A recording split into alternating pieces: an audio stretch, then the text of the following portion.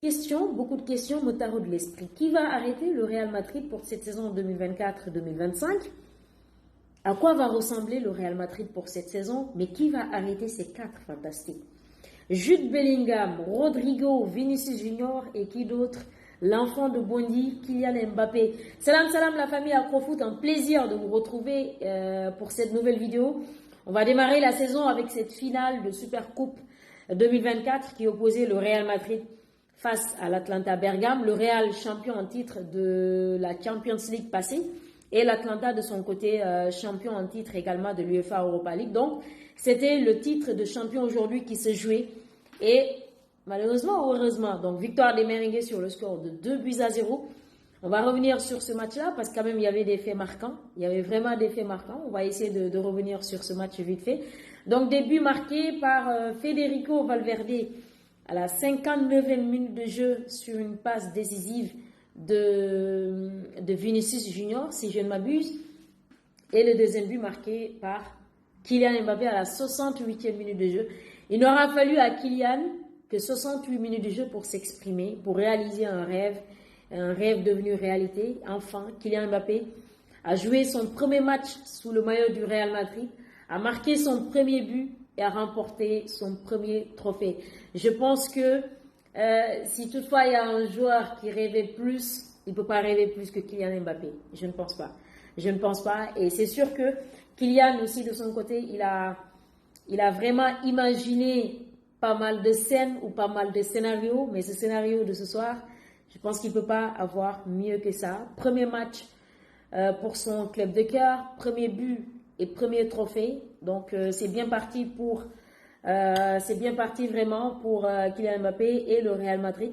Alors on va revenir un tout petit peu sur les deux systèmes d'abord. Le Real Madrid qui a présenté un système familier de 4-3-3 avec déjà tout le monde s'y attendait, mais je pense que ouais, tout le monde s'y attendait, comme quoi que Carlo Ancelotti va aligner les quatre fantastiques. Moi, c'est comme ça que je les surnomme.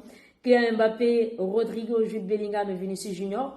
J'aurais pas pensé que Ancelotti allait le faire, sincèrement. Bien vrai que beaucoup de gens l'avaient pensé ainsi, c'est-à-dire faire jouer Kylian Mbappé en tant que neuf.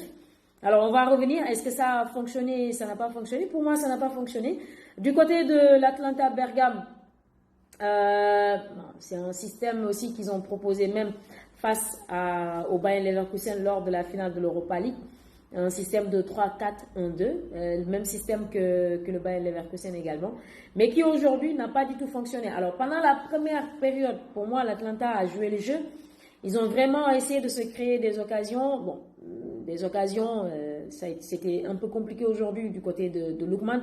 Ils ont un Italien là, j'ai oublié son nom. Lors de la finale, c'est lui qui jouait c'est lui qui absorbait la défense du Bayern Leverkusen pour permettre à Lookman tout simplement d'aller vers l'avant. Donc de décrocher plus de ballons et de créer plus de danger. Aujourd'hui, je ne l'ai pas vu, je ne sais pas qu'est-ce qui s'est passé. Je pense qu'il est parti de l'Atlanta, je ne suis pas sûre, mais je pense qu'il est parti de l'Atlanta. Mais en tout cas, ce jour-là était vraiment d'une importance capitale pour moi dans ce dispositif de Gasperini. Du côté du Real Madrid, donc pendant la première période, je disais autant pour moi, pour l'Atlanta, ils ont vraiment joué le jeu, même si les occasions n'étaient pas multipliées, il y avait quand même cette défense très compacte. La défense de l'Atlanta, on a vu leur campagne en Europa League, c'était une top campagne, côté défense, milieu, attaque, mais surtout au niveau de la défense, avec ce Zappa Costa, avec les Kolasinac, Ian qui a fait une erreur face à Rodrigo aujourd'hui, mais dans l'ensemble, c'était une défense vraiment qui est restée compacte pendant la première période, mais en deuxième période, on a vu que voilà, du côté des Merengues, ils ont continué un pressing avec ce Jude Bellingham. Je ne sais pas qu'il n'est pas en forme, mais Jude revient vraiment en forme. Il a fait un match plus que normal, un top match, une top performance de la part de l'anglais Jude Bellingham. Il a vraiment tout essayé, il courait de partout. Bon, moi je pensais que Jude allait être utilisé comme, disons, même si des fois, il ne peut pas trop peut-être rester avec le ballon. Lui, il essaie de jouer un jeu un peu simple. Une touche de ballon, il remet le ballon. Il peut peut-être pas jouer un rôle de sentinelle, mais le mettre excentré quand même devant Vinicius, je pense que c'est pas une bonne chose. C'est un joueur quand même, un électron libre. On a vu que c'est un électron libre qui aime bouger, qui aime être partout, il fait également beaucoup d'appels en profondeur. Ça, c'est Jude Bellingham. Aujourd'hui, bien vrai qu'il a été placé un peu excentré derrière Vinicius Junior, ne l'a pas empêché d'aller chercher vers l'avant, de combiner, d'essayer de faire des combinaisons et aller faire des appels vers l'avant. Tout à l'heure même, j'ai vraiment eu peur pour lui quand il a reçu le ballon de Vinicius Junior. Cette louche tentée par Vinicius, contrôle de son épaule, et il rentre dedans le gardien de l'Atalanta Bergame. Moi, je pensais carrément que c'était fini pour Jude Bellingham, et quand je l'ai vu se relever, je me suis dit, ce gars-là, il vient de quelle planète? Alors, donc, le problème maintenant, c'est Rodrigo et Mbappé. Rodrigo, il a toujours joué ce rôle d'excentré, lui côté droit, ou bien côté gauche, Vinicius côté droit ou côté gauche. Et bon, Kylian Mbappé qui a été utilisé comme axe, comme neuf. Pour moi, ça n'a pas du tout fonctionné. Après, je pense que Ancelotti va essayer de faire un réaménagement pour le prochain match. Je pense bien, parce que ça manque de fonctionner. Comme le disait mon frère, mon frère Ousdiagne, il n'y a pas du tout de mayonnaise pour l'instant. La mayonnaise ne fonctionne pas du tout.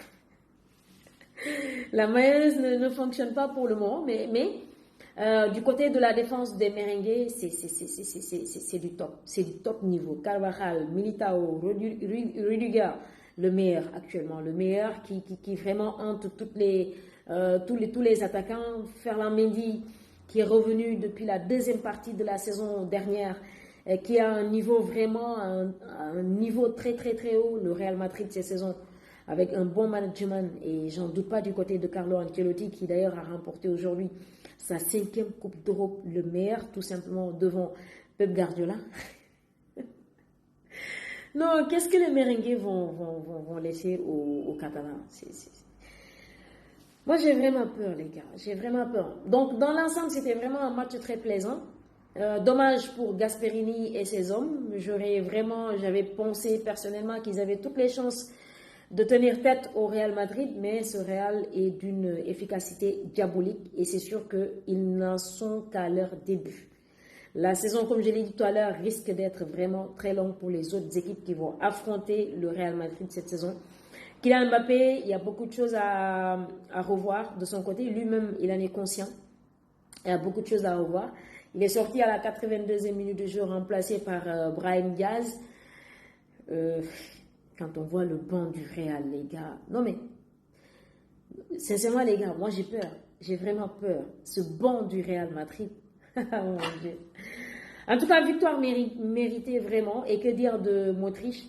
Modric tout simplement qui remporte son 27e titre et qui fait de lui le joueur le plus titré de l'histoire du club, de l'histoire du Real Madrid. 6 Ligue des Champions, 4 Liga, 2 Copa, 5 Supercoupes d'Europe, 5 Supercoupes d'Espagne, 4 Coupes du Monde des clubs.